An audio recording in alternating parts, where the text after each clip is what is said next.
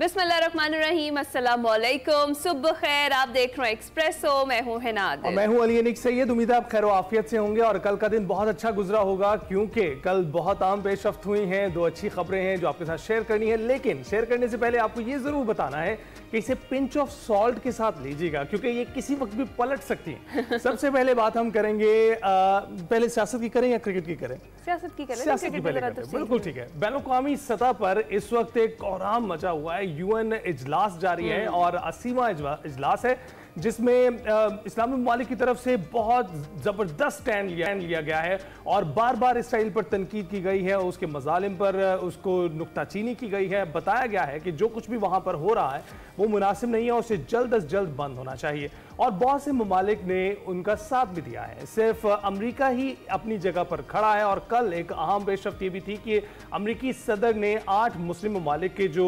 सरबराहान थे उनसे मुलाकात की और उस मुलाकात में अहम गुफ्तगू गजा पर ही हुई, उस पर जंग बंदी। उसके साथ साथ वैसे वो उस जंग का रुकवाने का जिक्र करना इस मुलाकात में भी नहीं भूले और एक बार फिर से उन्होंने जिक्र किया पाकिस्तान जंग का तो जिक्र हर बात में, भारत जंग रुकवाई। इस समय 7 जंगें जो थी वो रुकवाई और ये जी सारी सूरत हाल थी। इस पर आगे चलकर जरा तफसील में बात करते हैं। जरा क्रिकेट की अब बात कर लेते हैं। क्रिकेट हमें सरप्राइज मिला। मैं तो कल भी कह रही थी और मैं एक्साइटेड भी थी कि जी हम मैच जीत जाएंगे। हाँ, अली के लिए अनएक्सपेक्टेड था। मैं थोड़ा बहुत मतलब मुझे था कि भाई हम जीत ही जाएंगे और मुझे यहाँ पे आकर ये भी लग रहा है कि हम फाइनल में भी जा सकते हैं। थैंक्स टू आवर बॉलर्स कि हमारे बॉलर्स ने बड़ी जबरदस्त कारकर्दगी की। टोटल बहुत बड़ा नहीं था, टोटल थोड़ा सा था। हमारे बैट्समैन की कारकर्दगी आपके सामने है।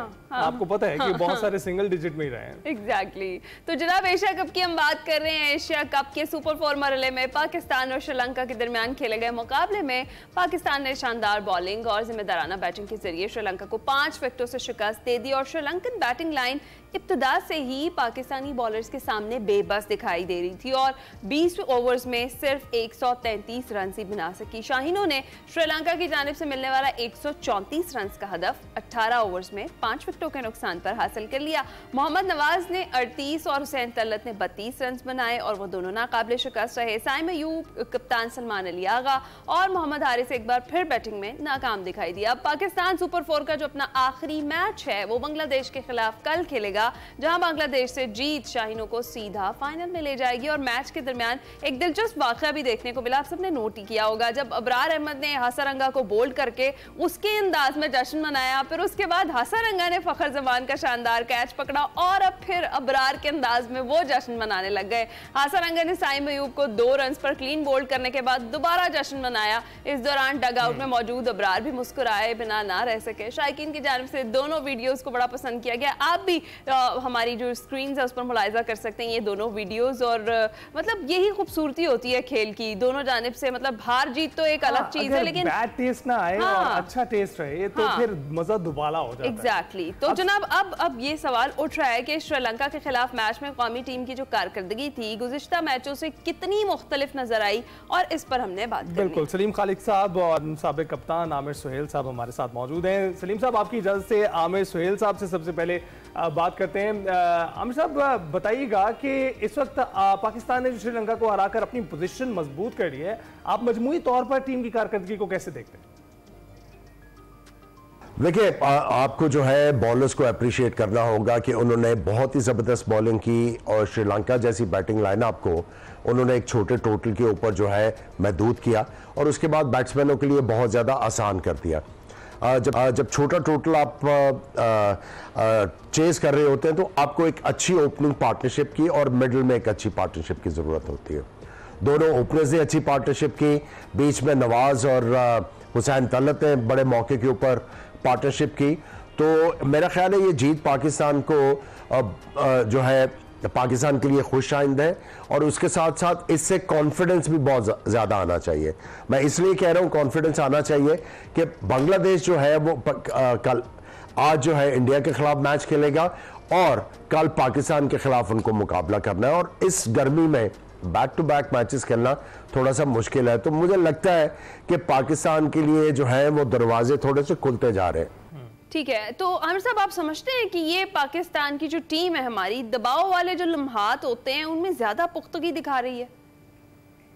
देखिए, एक तो मैं समझ रहा हूं कि हम देख रहे हैं कि आपके जो बैट्समैन हैं स्पिनर्स को रीड नहीं कर पा रहे। तो सबसे पहला काम तो आपको रीड करना है। जब आप गुगली को या रोंगन को या लेग स्पिनर को अच्छी तरह रीड कर पाएंगे तो फिर आप जाके बड़े कॉन्फिडेंस से बैटिंग कर पाएंगे।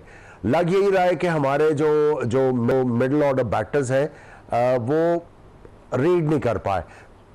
तो मैं समझता हूं कि नेट्स में अब 2 दिन है पाकिस्तानियों के लिए, जाके नेट्स में यही कोशिश करें, अबरार, सुफियान मुकीम, इनके खिलाफ ज्यादा बैटिंग करके कोशिश करेंगे, इनकी वैरायटीज को रीड करने की कोशिश करें। बिल्कुल, उसको रीड करें। आमिर साहब, आप हमारे साथ ही रहिएगा। सलीम साहब, आप बताइएगा कि आप कैसे देखते हैं कौमी टीम की कारकर्दगी को? जिस तरह आमिर साहब कह रहे हैं बॉलर्स ने बड़ी बेहतरीन कारकर्दगी दिखाई, बैट्समैन को भी कारकर्दगी दिखानी पड़ेगी अगले मैचेस में अगर फाइनल तक पहुंचना है।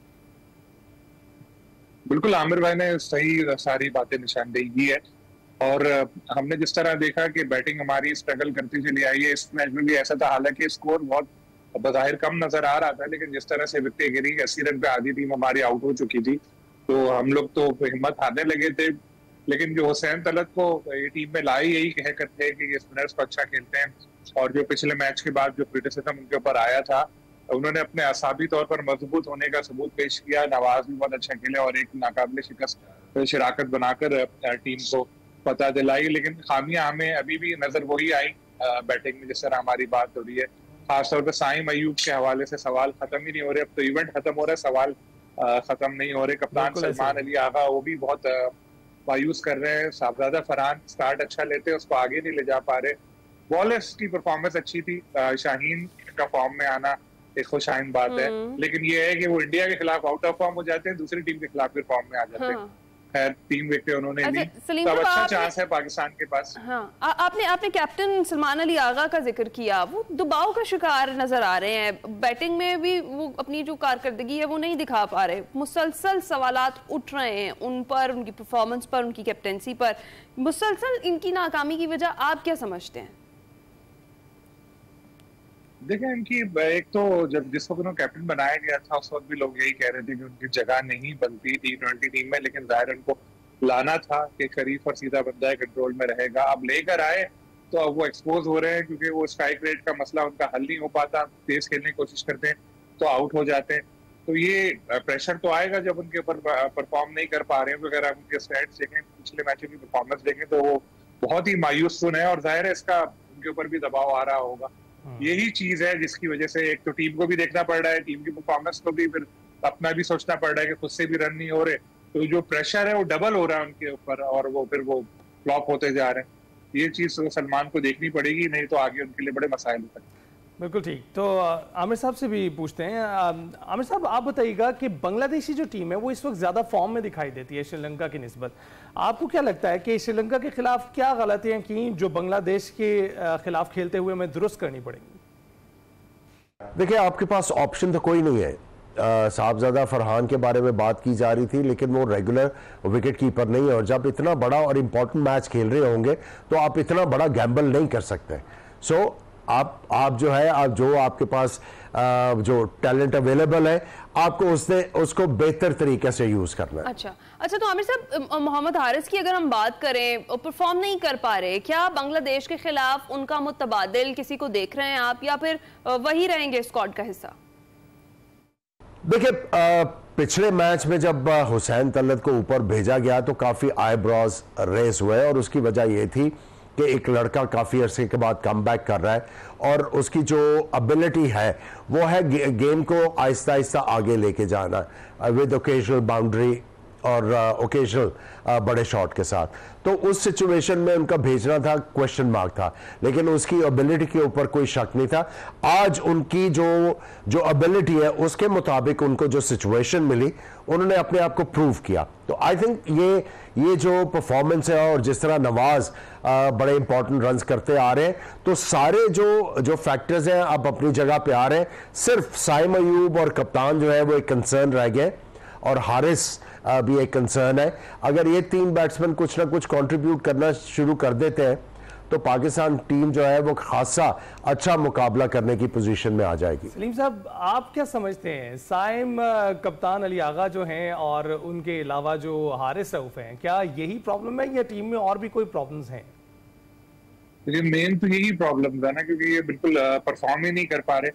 और हम लोग तो ये तवक्को कर रहे थे कि साइम हमारे लिए वही किरदार अदा करेंगे जो इंडिया के लिए अभिषेक कर रहे हैं, लेकिन वो तो बिल्कुल एतमाद से आ रही नजर आ रहे हैं। इंडिया के खिलाफ तो कुछ चांस भी मिला था, फिर भी वो बड़ी इनिंग नहीं खेल पा रहे।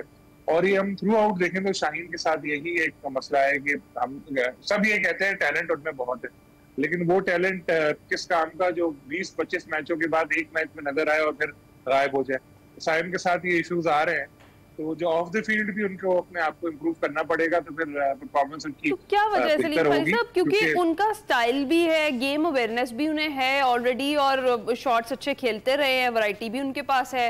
रीजन क्या लगती है आपको मुसलसल नाकामी की? अभी जो रीजन है वो तो बिल्कुल वाज़ेह है कि कॉन्फिडेंस उनका जीरो हो चुका है, क्योंकि परफॉर्म ही नहीं कर रहे।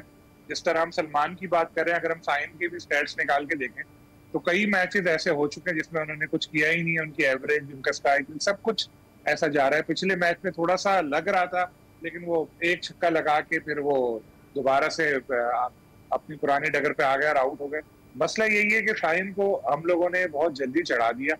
ये आमिर भाई हैं या दूसरे ऐसे प्लेयर्स हैं, इन लोगों ने बहुत अरसे तक परफॉर्म किया, तसलसल के साथ परफॉर्म किया, बड़े मैचेस में परफॉर्म किया, तो फिर इनको जाके सुपरस्टार का दर्जा मिला और अब तक इनकी इज्जत बरकरार है।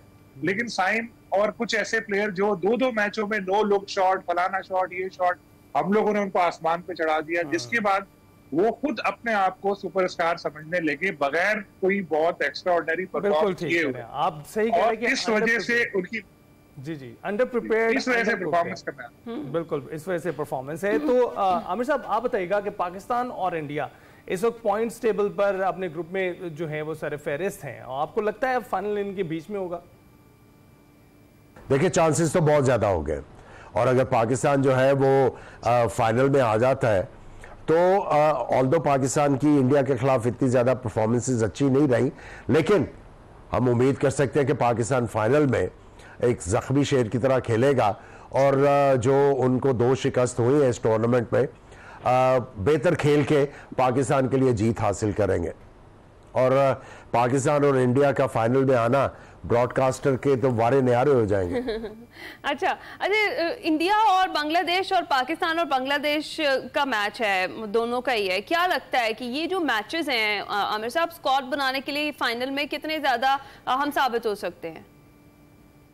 देखिए, हर मैच ही सारी टीमों के लिए इंपॉर्टेंट है, और मैं समझता हूं कि बांग्लादेश के लिए बड़े इंपॉर्टेंट मैचेस हैं, क्योंकि बांग्लादेश ने चूंकि श्रीलंका को हराया हुआ है और उन्होंने भी अपने लिए चांस क्रिएट किया है, तो अगर वो इंडिया के खिलाफ किसी तरीके से अपसेट कर लेते हैं तो फिर हर मैच जो है, अगला मैच भी जो पाकिस्तान के लिए बड़ा इंपॉर्टेंट हो जाएगा, और फिर आखिरी मैच जो है इंडिया के लिए बड़ा इंपॉर्टेंट हो जाएगा। सो अभी तक जो है इस सारे सुपर 4 ग्रुप में थोड़ा सा सस्पेंस तो है। बिल्कुल, सस्पेंस बाकी है। तो सलीम खालिद साहब, आप क्या समझते हैं, सस्पेंस बाकी है या पाकिस्तान के जो फाइनल में आने के इम्कानात है वो ज्यादा रोशन दिखाई दे रहे हैं आपको? देखिए, जो स्क्रिप्ट राइटर था ना टूर्नामेंट से पहले, जिसका स्क्रिप्ट लिखा है सारा, वो बड़ा खुश हो रहा होगा कि बिल्कुल वैसा ही हो रहा है जैसे उसने कहा था कि जी शुरू में पाकिस्तान इंडिया के साथ 2 हल्की टीमें होंगी, तो पहले एक मैच होगा, फिर इनका दोनों का हो जाएगा सुपर 4 का पहला मैच, और फिर इसको तो हरा ही देंगे, फिर उनका फाइनल 3 मैच, जिस तरह आमिर भाई कह रहे हैं, फिर वारे में आ रहे। तो अभी तक तो सब चीजें स्क्रिप्ट के मुताबिक चलती हैं। अब देखते हैं कि पाकिस्तान टीम बांग्लादेश को हराती है और बांग्लादेश की परफॉर्मेंस कैसी रहती है। वैसे आज के मैच में जो लिटन दास हैं, के जो कैप्टन, उनकी शिरकत भी मशकूक है, ऐसी कुछ खबरें आ रही थी, लेकिन जिस तरह श्रीलंका के खिलाफ इन्होंने खेल पेश किया था, तो ऐसा तो नहीं लग रहा बिल्कुल कि ये तरने वाला साबित होगी। और हमारी अपनी टीम की भी जो फॉर्म है उसके मुताबिक हमारे खिलाफ तो अभी किसी को भी खिला दें वो आसान नहीं लगेगी। ठीक है, अच्छा, तो फिर करने क्या वाले हैं सलीम खालिद साहब बांग्लादेश के खिलाफ हमारी टीम? मतलब हमने श्रीलंका के खिलाफ मैच में भी देखा कि जो हमारा मिडिल ऑर्डर है ना, वो थोड़ा तकलीफ का हमें शिकार दिखाई दिया, जो कि हमें हमेशा से ही मिडिल ऑर्डर परफॉर्म करता हुआ दिखाई नहीं देता। तो अगले मैच के लिए क्या क्या चीजें ऐसी हैं जिन्हें बेहतर करना पड़ेगा? सबसे पहले तो बैटिंग बेहतर करना पड़ेगी हमें, कि बैटिंग में इम्प्रूवमेंट नजर आया। हमारी बॉलिंग हमारी ठीक जा रही है, लेकिन बात वही आती है कि इंडिया के खिलाफ जब खेलते हैं तो फिर पूरा सिनेरियो चेंज हो जाता है। तो देखना पड़ेगा, 2 मैच अब हार चुके हैं तो प्लेयर्स को आइडिया हो चुका होगा कि वो क्या गलतियां कर रहे हैं। तो अगर फाइनल में मुकाबला हो तो उससे पहले बैठे और सोचें कि क्या है और उस चीज को खत्म करें। एक चीज मुझे जो नजर आ रही है कि पहले हमारे शाहीन जो थे बड़े कंटेन करते थे, रन ही देते थे, अब उनको बड़े मजे से छक्के भी लग जाते हैं। तो ये देखना पड़ेगा मेन हमारे प्लेयर्स की परफॉर्मेंस में कैसे बेहतरी आ सकती है। और टीम मैनेजमेंट अगर हमें फाइनल खेलने का मौका मिले और पाक भारत टाकरा एक बार फिर से देखने में, 3 मैचेस हार के बहुत हजीमत नहीं होगी, हमें उम्मीद करनी चाहिए कि हम जीत जाएंगे। नहीं, आप फिर 6-0 को हम याद कर लेंगे। अच्छा, ठीक। वो हमारे प्लेयर्स हमें याद कराते रहेंगे, परफॉर्मेंस भले ही कुछ ना हो, लेकिन ये वाली चीज़ों से एंटरटेन जरूर रखेंगे क्रिकेट शायकीन को भी, आवाम को भी। बहुत शुक्रिया। सलीम खालिद साहब हमारे साथ मौजूद थे और आमिर सुहेल साहब आप हमारे साथ मौजूद थे। आप दोनों का बहुत शुक्रिया। देखते हैं जी हमारी टीम आगे क्या परफॉर्म करती है। अगले दोनों मैचेस बड़े इंपॉर्टेंट है। बांग्लादेश के खिलाफ मैच अगर हम जीत जाते हैं तो फिर हम फाइनल की टिकट कटवा लेंगे और देखते हैं कि फाइनल मुकाबला अगर इंडिया से होता है तब हमारी टीम क्या परफॉर्म करती है। अभी हम जाएंगे ब्रेक पर।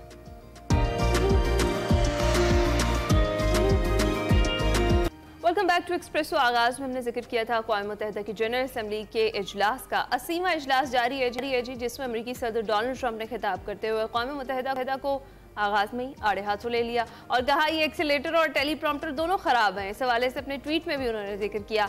अमेरिकी सदर ने कहा कि हम गजा से तमाम 20 यरगमालियों की फौरी रिहाई चाहते हैं। आर्मी बरादरी को यरगमालियों की रिहाई के मुतालबे की हिमायत करनी चाहिए। अमेरिकी सदर ने एक बार फिर पाक भारत जंगबंदी का जिक्र किया और उन्होंने कहा कुछ जंगें 3 दहाइयों से जारी थी, मेरा मकसद कोई इनाम नहीं बल्कि लाखों जानें बचाना था। As everyone knows, I have also been deeply engaged in seeking a ceasefire in Gaza. Have to get that done. Have to get it done.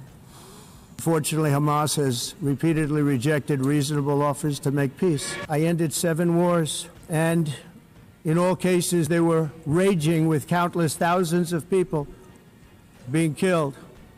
This includes Cambodia and Thailand, Kosovo and Serbia, the Congo and Rwanda, a vicious, violent war that was, Pakistan and India, Israel and Iran. China and India are the primary funders of the ongoing war by continuing to purchase Russian oil. But inexcusably, even NATO countries have not cut off much Russian energy and Russian energy products, which, as you know, I found out about 2 weeks ago, and I wasn't happy. गुफ्तगू आपने सुनी। दूसरी जानिब अमरीका और Qatar की मेज़बानी में अरब और इस्लामी ममालिक का खुसूसी सरबराही इजलास हुआ, जिसमें अमरीकी सदर डोनाल्ड ट्रंप ने 8 इस्लामी ममालिक के सरबराहान से मुलाकात की और वज़ीर आज़म शहबाज शरीफ भी इस मुलाकात में मौजूद थे। ट्रंप ने गजा जंग के बाद की गवर्नेंस और अमन से मुतल्लिक तजावीज़ पेश की। उन्होंने कहा कि इस्लामी मुल्कों के सरबराहों से मुलाकात मेरे लिए एजाज़ है।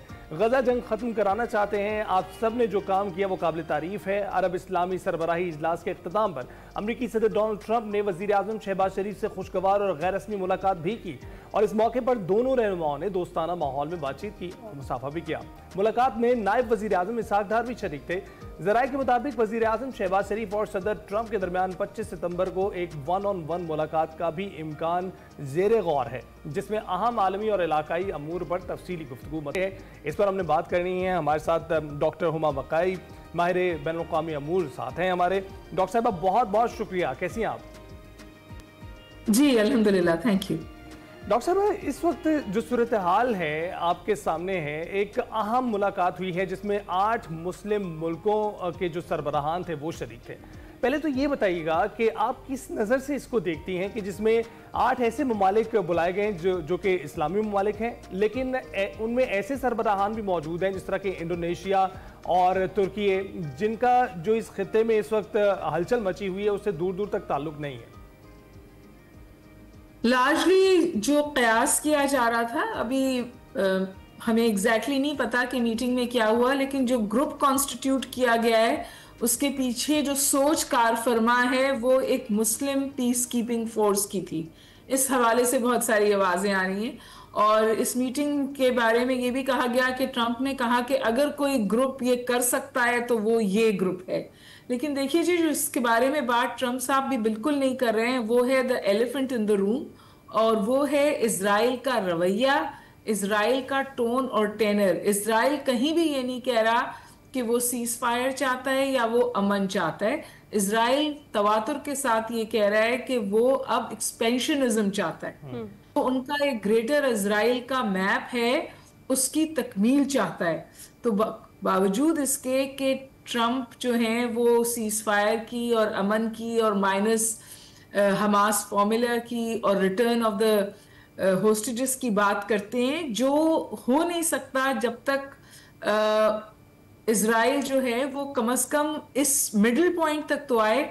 जब ये सब कुछ हो रहा होता है, इजराइल बमबारी कंटिन्यू करता है, इजराइल अपनी सेटलर्स को फौज की पुष्तपनाही में वहां पर मजीद इलाके पे कब्जा करने की इजाजत देता है, लोगों को वहां से निकालता है, और मुस्तकिल खुराक और दवाइयों का एक वहां पे क्राइसिस है। यानी इलाज के बगैर भी लोग मर रहे हैं, खाने के बगैर भी लोग मर रहे हैं, और इजराइल की गोलियों से भी लोग मर रहे हैं। तो इस सूरत हाल में कोई भी कॉन्वर्सेशन उस वक्त हो सकती है कि जो ये सब कर रहा है वो बात करने को तैयार हो, वो हमें नजर नहीं आता। यूनाइटेड नेशंस की भी सूरत हाल ये है कि 80% ममालिक ने तो स्टेट का नाम दे दिया है पैलेस्टाइन को जी।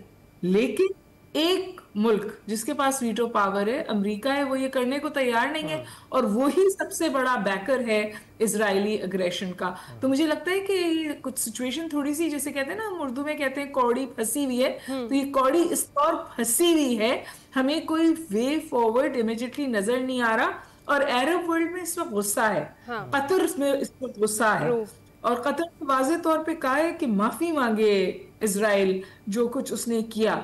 तो मेरा नहीं ख्याल कि सिचुएशन बहुत मस्बत है। अच्छा। और उन्होंने जब यूनाइटेड नेशंस को बुरा कहा, तो बीबी यूनाइटेड नेशंस की जो इस वक्त गैर फाल होना है, उसमें अमेरिकन वीटो का सबसे बड़ा हाथ है।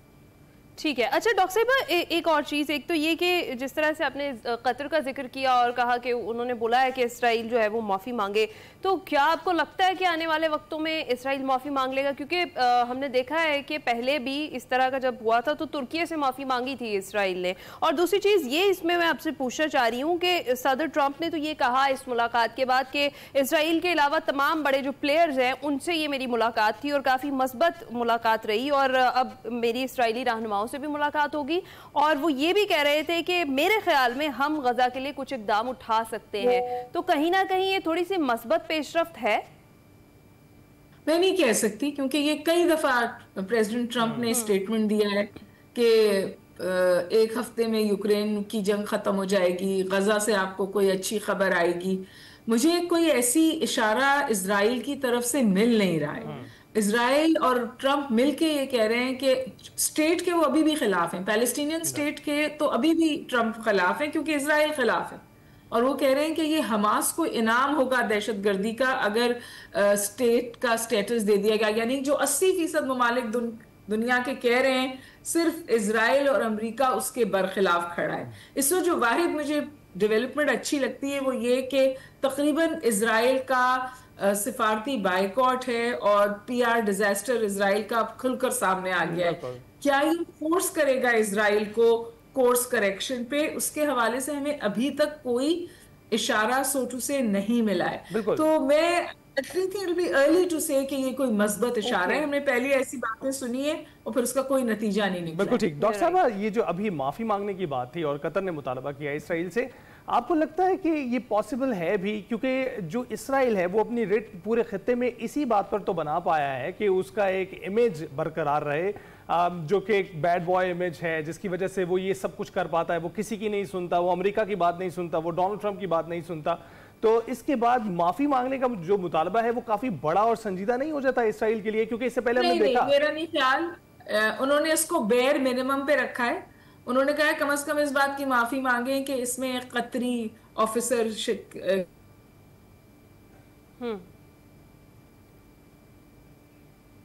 जी। डॉक्टर साहिबा, आप तक हमारी आवाज आ रही? डॉक्टर साहिबा से कनेक्टिविटी के कुछ मसाइल हैं।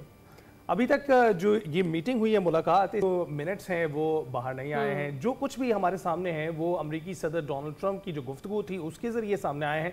कुछ हमारे जो नायब वज़ीर आज़म हैं उन्होंने कुछ गुफ्तगू की है, लेकिन वो सिर्फ अपने स्टांस पर गुफ्तगू की है। वो पाकिस्तान का क्या स्टांस है जो इस वक्त खित्ते में कशीदगी, मशरक़ वस्ता में जो कशीदगी चल रही है उस पर उन्होंने बात की, लेकिन मुलाकात के हवाले से बातें सामने नहीं आई। तकरीबन 50 मिनट के करीब जो है ये मुलाकात का दौरानिया रहा और इसमें बहुत अहम इश्यूज़ पर डिस्कशन हुई है। इसके साथ साथ जो ममालिक इस खित्ते में लपेट में नहीं भी हैं उनका भी जिक्र, उनका भी तज़किरा होता रहा है और सरबराहान डॉक्टर साहिबा अली हमें ज्वाइन कर चुकी हैं दोबारा से। जी डॉक्टर साहिबा कंटिन्यू कीजिएगा प्लीज।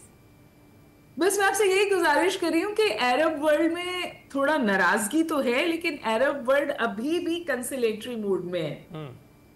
अगर थोड़ा सा कंसेशन आ गया इजराइल की तरफ से और इजराइल जरा सा भी बैक ऑफ हो गया तो मुझे लगता है कि कोई वे फॉरवर्ड हो जाएगा, बिकॉज पूरी दुनिया बशमूल अरब वर्ल्ड दो बातें इस वक्त चाहती है। पहली बात ये कि गजा में ये जुल्म खत्म हो, ये जेनोसाइड गजा में खत्म हो, क्योंकि उनकी स्ट्रीट उनसे इस वक्त नाराज है और यूरोपियन वर्ल्ड में उनकी स्ट्रीट उनसे नाराज है। बड़े बड़े डिमॉन्स्ट्रेशंस हुए हैं पैलेस्टाइन की सपोर्ट में इजराइल के खिलाफ नॉन मुस्लिम कंट्रीज में, और इन्हीं कंट्रीज ने आके यूनाइटेड नेशंस में रिकग्निशन दी है पैलेस्टीनियन स्टेट्स को। इसमें वो ममालिक भी शामिल हैं जो 2 साल तक इजराइल को सपोर्ट करते रहे हैं इस सूरत इस। लेकिन अब तो डॉक्टर साहब अब इसराइल भी कह रहा है कि वो अपने जो ताल्लुकात है सऊदी अरब उस पर नजरसानी करेगा, क्योंकि अब जो मुआहदा तय पाया है पाकिस्तान के साथ उसके बाद उसके असरात जो हैं, रिपरकशन जो हैं वो हमें नजर आ रहे हैं कि अब इसराइल भी चूंकि ये मसलहत की तरफ जा रही थी सारी बात और अब उसको जो है ना उस पर नजरसानी करने वाला है। वो देखिए क्या रहता है, जो पाकिस्तान के साथ पैक्ट है वो भी अरब वर्ल्ड की इनसिक्योरिटी है, उन्होंने इंस्टीट्यूशनलाइज किया है पाकिस्तान के साथ अपना सिक्योरिटी और डिफेंस फ्रेमवर्क, और मुझे यकीन है कि इसमें अमेरिका की मर्जी मंशा शामिल है, उसके बगैर ये हो नहीं सकता था। तो ओवरऑल आप कोशिश तो देखते हैं, जैसे मैंने शुरू में आपसे कहा दी elephant in the room is, मैं इसको इजराइल भी नहीं कहती, वो सिर्फ इजरायली प्राइम मिनिस्टर और उनकी वॉर कैबिनेट, लोग इसे एक आदमी की ईगो की जंग भी कह रहे हैं। तो सूरत हाल मैं समझती हूँ इंतहाई मखदूश है और होपफुली प्रेसिडेंट ट्रंप इस जो मीटिंग है अभी उसके मिनट्स बाहर नहीं आए, उस मीटिंग में कोई ऐसी बात हुई हो जो वो फिर इजराइल को कम से कम मिडिल ग्राउंड पे ले आए और इजराइल एक्सपेंशनिज्म से रुक जाए, क्योंकि वो शाम पे भी हमले कर रहा है। बहुत बहुत शुक्रिया हमसे गुफ्तगू करने के लिए। बैनुल-अक़वामी जो मसाइल और जो अमूर चल रहे हैं उस पर हमने बात की है। ब्रेक के बाद हाजिर होंगे।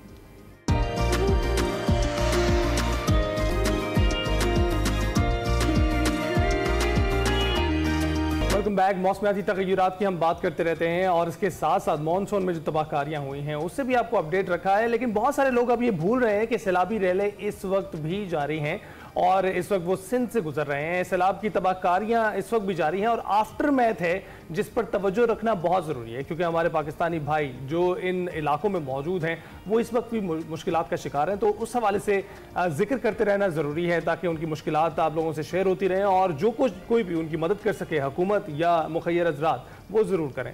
जलालपुर पीरवाला से अपडेट आपको दें। अलीपुर में सैलाब की तबाहकारियाँ जारी हैं और अलीपुर में सैलाबी रैले जो हैं वो तकरीबन 5.5 लाख अफराद उससे मुतासर हो चुके हैं। लाखों एकड़ पर खड़ी फसलें मुकम्मल तौर पर तबाह हो गई हैं। मजीद अपने नुमाइंदे से जान लेते हैं इस वक्त ताज़ा तरीन सूरत हाल क्या है। तारिक लाशारी हमारे साथ मौजूद हैं।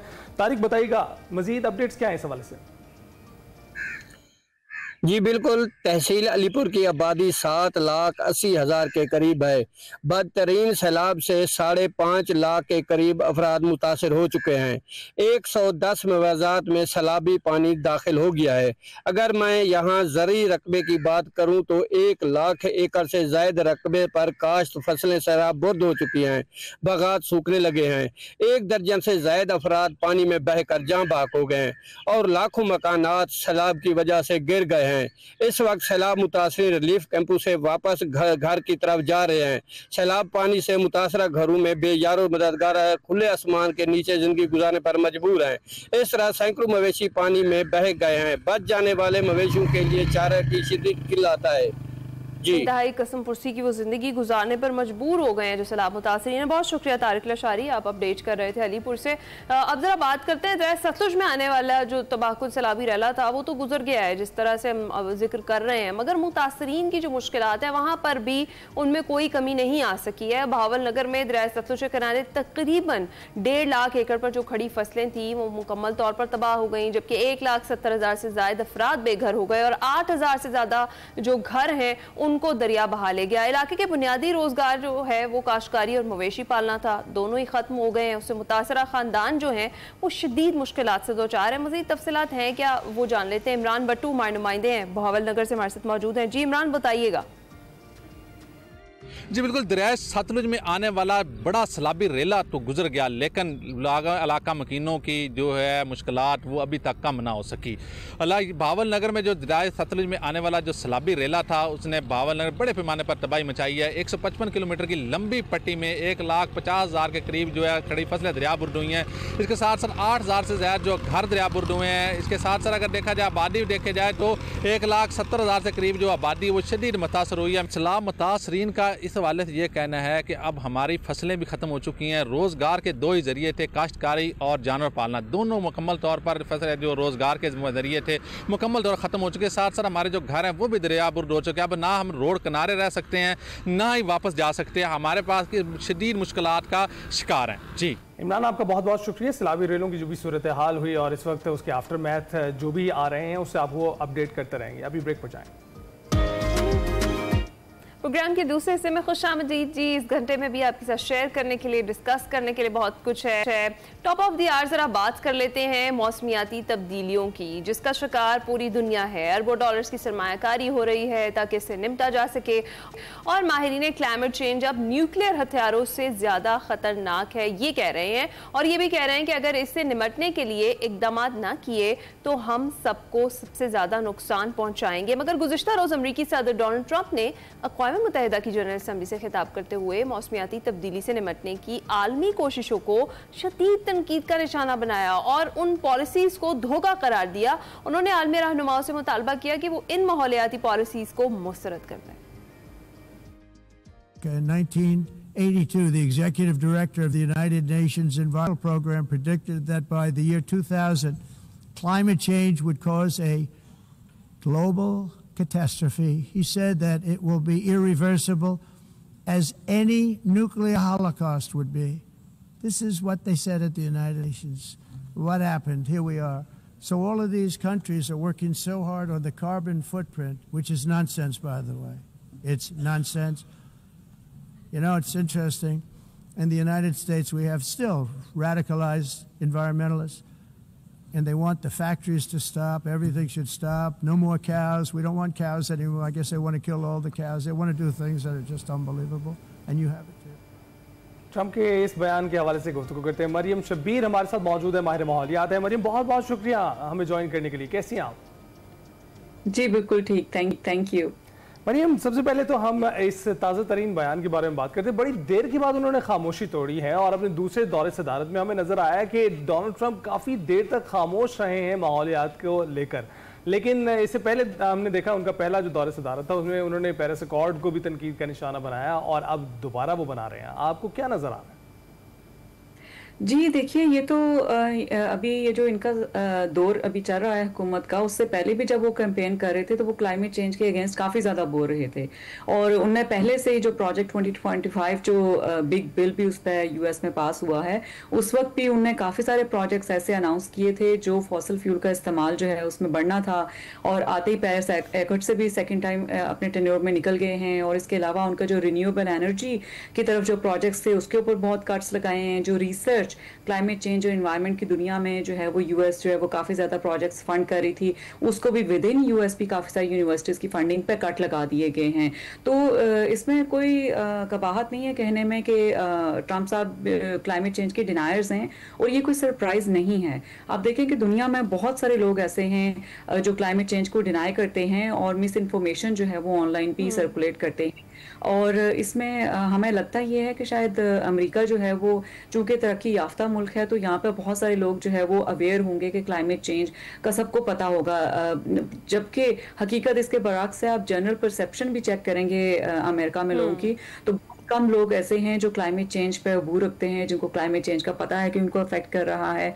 बहुत सारे ऐसे लोग हैं जो नहीं भी करते। रिसेंटली उन्हें एक और इक़दाम भी दिया जो क्लाइमेट चेंज रिलेटेड तो नहीं है, लेकिन उन्होंने टाइलेनॉल एक दवा है उस पर पाबंदी लगाई और कहा है कि ऑटिज्म कॉज करती है। अब ये मैं मिसाल दूं, एक छोटी सी मिसाल मैं इस चीज को दूंगी कि वो एक 2 रिसर्चेस की बेस पे, कुछ केस स्टडीज थे उसकी बेस पे उन्होंने ये क्लेम किया कि टाइलेनॉल जो है वो ऑटिज्म कॉज करता है, इसलिए उस पर पाबंदी लगा दी जाए। और उसके बाद जो इतनी रिसर्चेस हो रहे हैं जो क्लेम करती हैं कि आपके डिफरेंट सोर्सेज होते हैं जिसकी वजह से ऑटिज्म कॉज होता है, उसको बिल्कुल निगलेक्ट कर दिया। इसी तरह आप देखें कि उन्होंने उस रिसर्च स्टडी को उठाया जो एक मॉडल्स को यूज करते हुए प्रेडिक्ट किया गया था कि आपके ये हालात जो है वो फ्यूचर में हो सकते हैं, thank to those discussions, those research reports कि उस शोर के बाद 90s में 91, 92 में ये जब शोर ज्यादा उठा तो उस वक्त जो है वो क्लाइमेट चेंज रिलेटेड काफी ज्यादा इनिशिएटिव सस्टेनेबिलिटी रिलेटेड लिए गए, पॉलिसीज ऐसी लाई गई, रिन्यूएबल्स की तरफ काफी सारे मुल्क मूव हुए, फॉसिल फ्यूल का इस्तेमाल कम किया गया।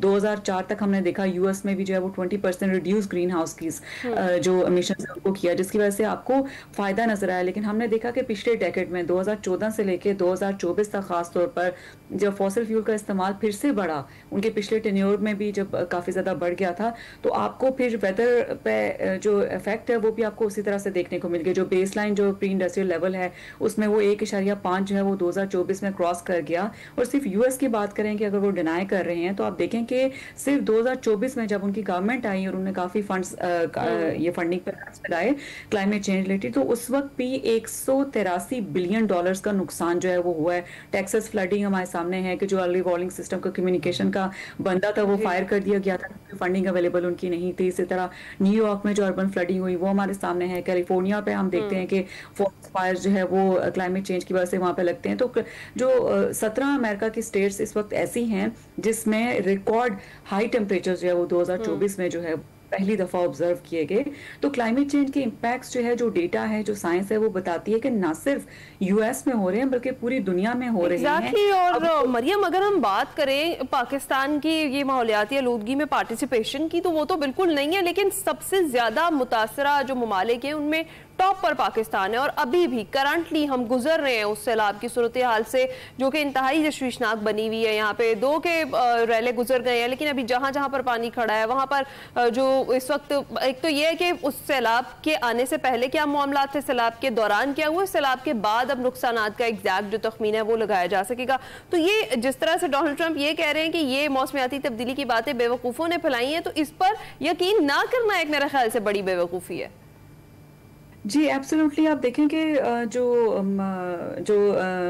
उनने क्लेम किया है कि एक रिपोर्ट में ये कहा गया था कि 2001 तक जो है वो ये हो जाएगा। इसी तरह कई रिपोर्ट्स आई हैं जिसमें कहा गया कि पाकिस्तान 2025 तक वाटर स्कार्स कंट्री हो जाएगा। 2018 में एक रिसर्च आर्टिकल में लिखा था जिस पर वाटर वॉर्स का था। तो बहुत सारी ऐसी रिसर्चेस हैं जो आपके जो डेटा जो उस वक्त लिमिटेड अवेलेबल था 90s में, उसकी बेस पर फोरकास्ट किया गया था।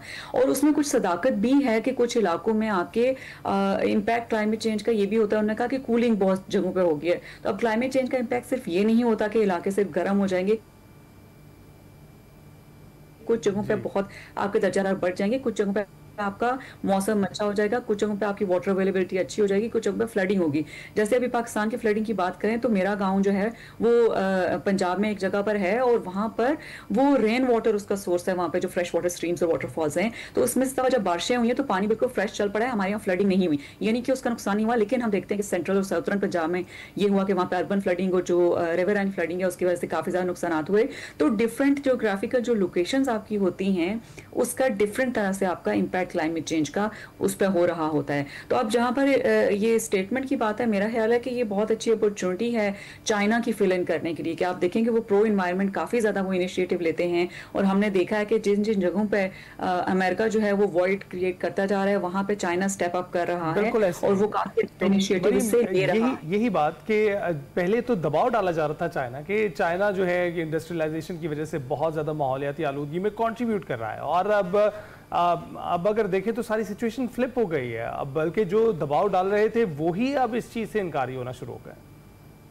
जी बिल्कुल, आप देखें कि चाइना नो डाउट उसकी एमिशंस में कंट्रीब्यूशन तो है, लेकिन हम साथ ही साथ ये देखते हैं कि चाइना अपनी गलतियों से सीख भी रहा है। आप देखेंगे बीजिंग जो है वो वर्स्ट एयर क्वालिटी वहाँ पे होती थी, अभी भी कभी कभी खराब हो जाती है, लेकिन ऐसे इनिशिएटिव्स चाइना ने लिए जैसे ट्रैफिक कंजेशन या स्मॉग टावर्स या इस तरह की कैप्चर करने वाली टेक्निक्स जो है वो इंट्रोड्यूस करवाई। फॉरेस्ट जो वर्टिकल हाउसिंग है वो इंट्रोड्यूस काफ़ी ज़्यादा वहाँ पर करवाई, टेरेसेस में और रूफटॉप गार्डनिंग का कॉन्सेप्ट ऐसा इंट्रोड्यूस करवाया जिसकी वजह से स्मॉग पे उन्होंने कंट्रोल करी। इसी तरह वो रिन्यूएबल की तरफ मूव कर रहे हैं, काफ़ी ज़्यादा इनिशिएटिव्स इस तरह के इन्वायरमेंट रिलेटेड ले रहे हैं जो कि उनकी सिचुएशन को बहुत बेहतर करता जा रहा है। तो ये बात बिल्कुल दुरुस्त है कि वो कंट्रीब्यूट करता है, लेकिन वो अपनी गलतियों से सीख भी रहा है। रिसर्च में, इनोवेशन में, टेक्नोलॉजी में, रिन्यूएबल्स में चाइना जो है वो इस वक्त काफ़ी ज़्यादा जो है वो दुनिया से आगे जाए जा रहा है। हर फील्ड में ही है, लेकिन साइंटिफिक और रिसर्च की तहकीक में भी काफ़ी ज़्यादा है, जो क्लाइमेट चेंज के लिए काफ़ी ज़्यादा अच्छी है।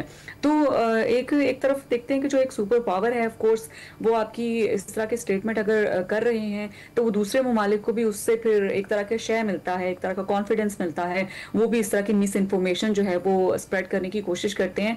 लेकिन मेरा ख्याल है कि इस लेवल पर जो है वो काफ़ी लोगों को इस बात का अंदाज़ा है कि किस तरह की स्टेटमेंट्स जो है वो रिस्पॉन्सिबल किस्म के डिफरेंट लीडर से आती रही हैं। हमने देखा था कि पिछले कुछ 3-4 साल पहले मोदी साहब की भी एक स्टेटमेंट आई थी, वो एक स्कूल में गए थे, वहाँ पे जाके कह रहे थे, बच्ची पूछती क्लाइमेट चेंज क्या है, तो वो कह रहे थे कि हम सिर्फ बड़े हो जाते हैं तो हमें सर्दी ज़्यादा लगनी शुरू हो जाती है, ये गर्मी ये वो होता है, क्लाइमेट चेंज कोई चीज़ नहीं होती है। तो ये गाहे बगाहे हम डिफरेंट लीडर्स से जिनको अवेयरनेस नहीं होती है, जिनको इतनी ज़्यादा एजुकेशन नहीं होती है, जिनके अपने एजेंडास होते हैं जिसको उन्हें आगे करना होता है, तो वो इस पर इस किस्म की बात करते हैं।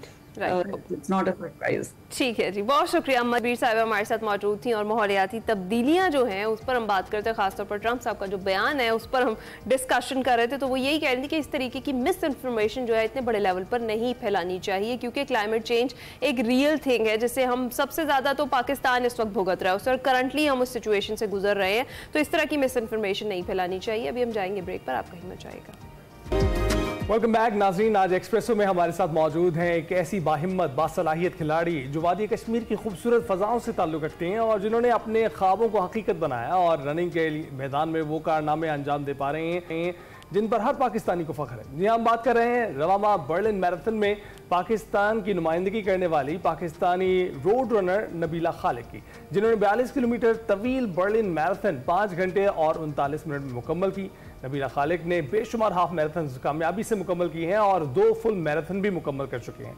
नबीला खालिक ना सिर्फ खेलों की दुनिया में ख़वातीन के लिए एक रोशन मिसाल हैं, बल्कि वो नौजवान लड़कियों को ये पैगाम देना चाहती हैं कि हिजाब, रिवायात, खेल सब साथ लेकर भी दुनिया के बड़े बड़े मुकाबलों में अपना लोहा मनवाया जा सकता है।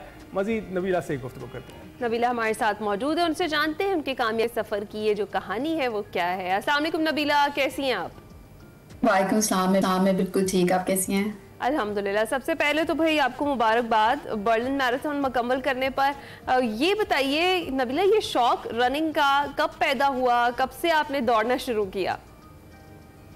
मैं बेसिकली कश्मीर से ताल्लुक़ रखती हूँ और मैं बेसिकली प्रोफेशन एक इंजीनियर हूँ और साथ एक माँ भी हूँ।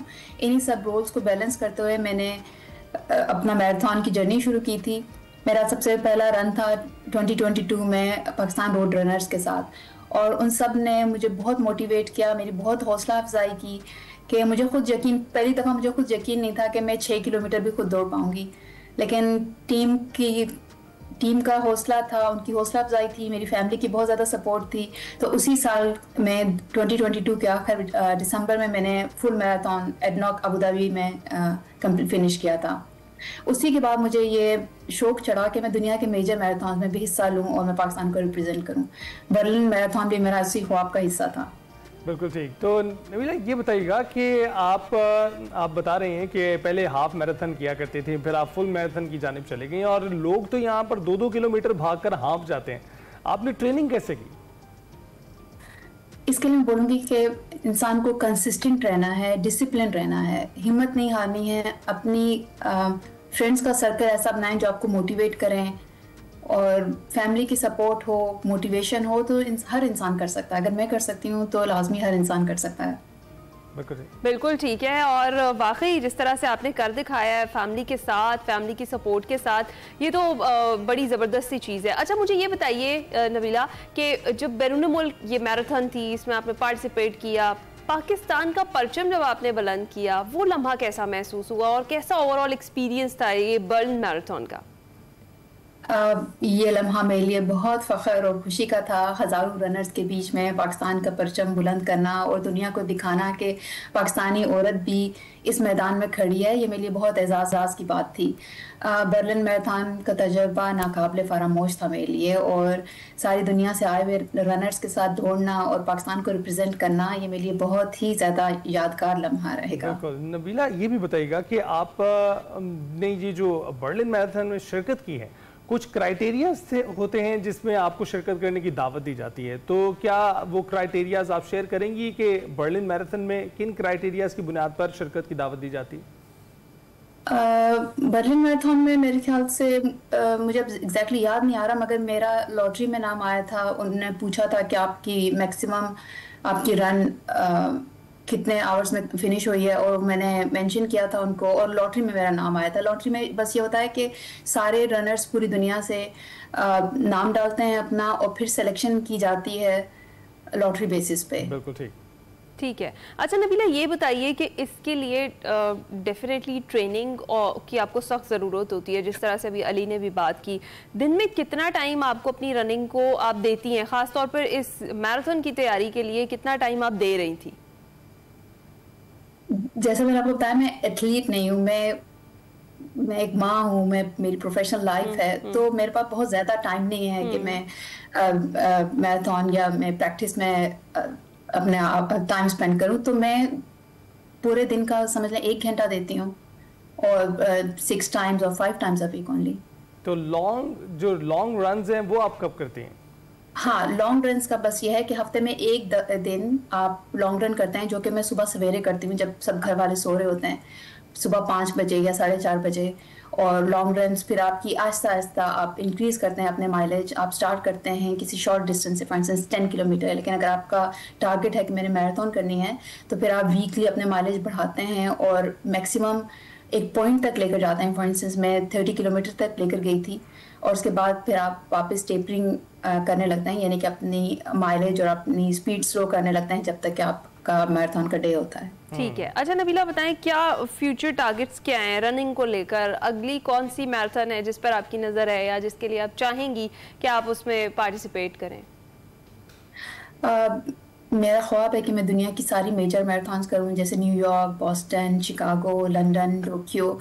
मेरी ख्वाहिश है कि मैं ये सब फिनिश करूं, और मेरा सबसे बड़ा मकसद है कि मैं अपनी मैराथन स्ट्रॉन्ग और इंजरी फ्री फिनिश करूं। और इसके बाद मैं देखूंगी, मैं शायद अभी नेक्स्ट ईयर जनवरी-फरवरी में दुबई मैराथन करूं। बिल्कुल ठीक है Nabila, wish you all the best कि आप तमाम मेजर्स मुकम्मल करें और इसके अपने सफ़र को इसी तरह से जारी रखें और इसी तरह से मसले ला रहे हैं। ख़वातीन इनको देख के अब बहुत सी ख़वातीन जो हैं वो दौड़ने के मैदान में उतरने लगी हैं और अपना नाम, अपना डंका आप देख ही रहे हैं कि पाकिस्तानियों का पूरी दुनिया में इस वक्त पहुँचा है। ब्रेक के बाद हाजिर होंगे। Welcome back to Expresso. जी अब कुछ बात करते हैं FBI का सुनारों के खिलाफ मुल्क की क्रैकडाउन करने का जो फैसला है वो सामने आया है। वफाकी दारुल-हुकूमत इस्लामाबाद, रावलपिंडी, फैसलाबाद और मुल्तान में जूलर्स को नोटिस जारी किए गए हैं। अदाद-ओ-शुमार के मुताबिक जेवरात के कारोबार से वाबस्ता 57,000 जूलर्स में से सिर्फ 20,000 रजिस्टर्ड हैं, जबकि उनमें से भी महज 10,000 ने टैक्स रिटर्न्स फाइल किए हैं। FBI हुकाम ने यह कहा है कि अगर हर शहरी अपने हिस्से का टैक्स ईमानदारी से अदा करे तो मुल्क की मईशत बेहतर तौर पर चल सकती है। इदारे का मकसद तमाम सेक्टर्स को टैक्स नेट में शामिल करना है ताकि टैक्स चोरी का मुकम्मल खात्मा मुमकिन हो सके। इस पर हमने बात कर दी है। इरशाद अंसारी साहब इस्लामाबाद हमारे साथ मौजूद हैं, माहिर मुआशी अमूर भी हैं। बहुत शुक्रिया इरशाद साहब, बहुत देर से आए लेकिन दुरुस्त आए। ये जो क्रैकडाउन हो रहा है इस वक्त सुनारों पर ही क्यों हो रहा है, बाकी जगह पर क्यों नहीं होता हुआ दिखाई दे रहा है? जी देखें, शुक्रिया। मैं आपको ये बताऊं कि ये देर आयद वाली बात नहीं है, ये एक अरसे से लगे हुए हैं और ये IMF की भी शर्त थी, वर्ल्ड बैंक भी इनको कह रहा था बार बार, लेकिन ये कर नहीं पा रहे और अभी भी ये उस तरह से कर नहीं पा रहे। और अगर आप इसको जो मेरा जो एक्सपीरियंस है या जो मैंने मुशाहिदा किया है, तो एक्चुअली FBR की जो अपनी जो टीम है वो इसमें विलिंग ही नहीं है कि टैक्स एवेजन को रोके और टैक्स चोरी को पकड़े, क्योंकि अरबों और खरबों रुपए के केसेस ऐसे हैं कि जो कानूनी तौर पे तमाम अपने कानूनी तकाजे पूरे करके वो उस स्टेज पे हैं कि अगर एफबीआर ये चाहे तो उसको हफ्ते 10 दिन में रिकवर कर सकता है, लेकिन नहीं किया जा रहा है। तो अभी भी ये जो किया जा रहा है कि चूँकि रेवेन्यू का शॉर्टफॉल बहुत ज़्यादा आया था और मिनी बजट की बातचीत हो रही थी, तो वज़ीर-ए-आज़म ने एफबीआर को एडवाइस की कि आप जो है, और बल्कि हदायत जारी की कि आप ऑल्टरनेट जो है वो जो सलूशन की तरफ जाएँ, आप मिनी बजट ना लाएँ और इससे आवाम की मुश्किलात बढ़ेंगी और हमारे लिए पॉलिटिकली जो है वो मज़ीद मुश्किलात में इजाफा होगा। तो उसकी वजह से ये इधर गए हैं कि ये सिर्फ ज्वेलर्स नहीं हैं, ओवरऑल जो एफबीआर के पास डेटा है वो इस वक्त कोई ऑलमोस्ट कुछ 40 लाख के करीब लोग हैं जो पोटेंशियल टैक्स पेयर हैं। उनमें से बहुत सारी बड़ी तादाद लोगों की ऐसी है कि जो काबिल टैक्स आमदनी रखने के बावजूद NTN भी नहीं रखते, ना रिटर्न फाइलिंग करते हैं। और इसी तरह बहुत बड़ी तादाद ऐसे तो इरशाद साहब वो तो ये कहते हैं, जो जूलर बरादरी है उनका जो मुश्तरका मौक़िफ़ है वो ये कहते हैं कि इस तरह की जो कागजी कार्रवाई होगी उससे उनका बिजनेस मुतासिर होगा, कारोबार मुतासिर होगा। देखें, ये कैरेट एंड स्टिक वाली बात होती है कि इसमें कारोबार मुतासर होने की बात नहीं है। ये स्टेट है, स्टेट कोई भी हो वो इस तरह रन नहीं करती, रेवेन्यू से रन करती है। मैं आपको एक थोड़ी सी अपडेट दे दूं कि इसमें ये जो ज्वेलर्स ही नहीं है, ज्वेलर्स के अलावा रियल एस्टेट सेक्टर के लोग भी इसमें आएंगे, इसमें वकला भी आएंगे, इसमें डॉक्टर्स भी आएंगे, इसमें चार्टर्ड अकाउंटेंट्स भी आएंगे। ये कोई टोटल कोई ऑलमोस्ट कोई 11 से 12 सेक्टर्स हैं जिसमें जो है ये क्रैकडाउन किया जाएगा। और इसमें एक और सेक्टर है जो बहुत अरसे से नेग्लेक्टेड है, उसका एनुअल जो टर्नओवर है वो सिगरेट सेक्टर से ज्यादा है, वो है कॉस्मेटिक सेक्टर। लेकिन उसमें जो टैक्स एवेजन हो रही है वो 80% टैक्स एवेजन हो रही है। तो उस पर भी गवर्नमेंट ने काफ़ी स्टडी की है, तो उसमें जो टैक्स का जो पोटेंशियल है वो 100 बिलियन से ज्यादा का पोटेंशियल है, लेकिन वहां से कुछ नहीं आ रहा। बिल्कुल, तो ये आपने कहा कि अभी इसका दायराकार बढ़ाया जाएगा। इरशाद साहब, आपने कहा कि दायराकार बढ़ाया जा रहा है, रियल एस्टेट की जानिब जाएंगे, फिर उसके बाद वकला की जानिब जाया जा सकता है, डॉक्टर्स की जानिब जाया जा सकता है। लेकिन जब हमने आगाज किया अपने गुफ्तगू का, तो आपने कहा था कि अभी तक तो ये सुनारों को उस टैक्स नेट में लाते हुए जो है मुश्किलात का शिकार हैं और ये काफ़ी देर से कोशिश कर रहे हैं कि जो है टैक्स को इम्प्लीमेंट किया जाए और इनको इवेजन से रोका जाए। तो ये यहाँ कामयाबी हासिल नहीं कर पा रहे हैं, इसका दायरा कार वसी कैसे हो? इसमें देखें मल्टीपल फैक्टर्स हैं और सबसे बड़ा फैक्टर तो यही है कि पॉलिटिकल विल होनी चाहिए। कुछ एफबीआर के जो अफसरान हैं वो इस वजह से भी कार्रवाई नहीं करते कि वो बड़ी मुशक्क़त के साथ जो केसेस आते हैं, जो पकड़ते भी हैं, तो उसमें भी उनके ऊपर प्रेशर इतना आता है कि वो उस तरीके से जो है वो उसको मंतकी अंजाम तक नहीं पहुंचा पाते और फिर वो इजी वे वो भी तलाश करते हैं, वो भी पॉलिटिकली जो है वो ऑबलाइज करते हैं और फिर अपनी जेबें भी भरते हैं। बहुत सारे चीज़ फैक्टर्स इसमें आ जाते हैं और फिर उसमें कानूनी लकूने भी हैं और वो भी देखें। सबसे जो बड़ा मसला इसमें आ रहा है टैक्स एवेजन का, और दूसरा वो ये है कि एक जो कोई भी कंपनी है या कोई जो इदारा है वो काम जो है वो एक मिसाल है लाहौर में कर रहा है, लेकिन उसने जो अपनी कंपनी रजिस्टर्ड करवाई हुई है वो पेशावर में करवाई हुई है। और इसी तरह उन्होंने अपना जो NTN लिया हुआ है वो RDO लाहौर में लिया हुआ है, लेकिन वो कंपनी उधर पेशावर में या कराची में काम कर रही है। तो उसकी वजह से अगर टैक्स एवेजन पकड़ी भी जाती है तो वो फाइलें जो है वो एक से दूसरे शहरों में घूमती रहती हैं, लेकिन वो अपने केसेस जो है मंत्री के अंजाम तक नहीं पहुंच पाते। लेकिन अब चूंकि डिसाइड कर लिया गया है कि शिकंजा जो है वो कसना है, खासतौर पर उन लोगों के खिलाफ भी जो नमूदो नुमाइश बहुत ज्यादा करते हैं और सोशल मीडिया पर खासतौर पर उनके खिलाफ भी जो है वो किया जाना है ये क्रैकडाउन। अच्छा इरशाद साहब, एक और चीज़, ये जो टैक्स रिटर्न फाइल करने की लास्ट डेट है वो 30 सितंबर बताई जा रही है और आपको लगता है कि क्योंकि जो करंट मुल्क की जो सिचुएशन है फ्लड के बाद से भी और वैसे भी ताजिर बरादरी भी यही कह रही है कि डेट को एक्सटेंड किया जाए, तो कहीं ना कहीं ये डेट एक्सटेंड होती हुई देख रहे हैं? जी, लग तो यही रहा है और नॉर्मली प्रैक्टिस भी यही है कि हर साल ऐसा ही होता है। अभी देखें ये नॉर्मल डेज थे तो इन्हीं दिनों में जो है वो एफबीआर का सिस्टम जो है वो उस तरीके से काम नहीं कर रहा था और उस पर एफबीआर को शिकायत भी गई। एफबीआर ने इस पर क्लैरिफिकेशन भी जारी की कि जो एरर्स थे वो हमने दूर कर दिए, अब सिस्टम काम कर रहा है।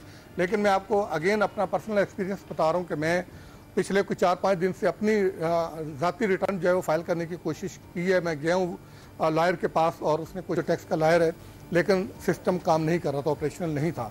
तो जब आखिरी दिन होंगे तो ये बोझ बहुत ज़्यादा बढ़ जाएगा, तो उसमें तो सिस्टम बिल्कुल ही बैठ जाएगा।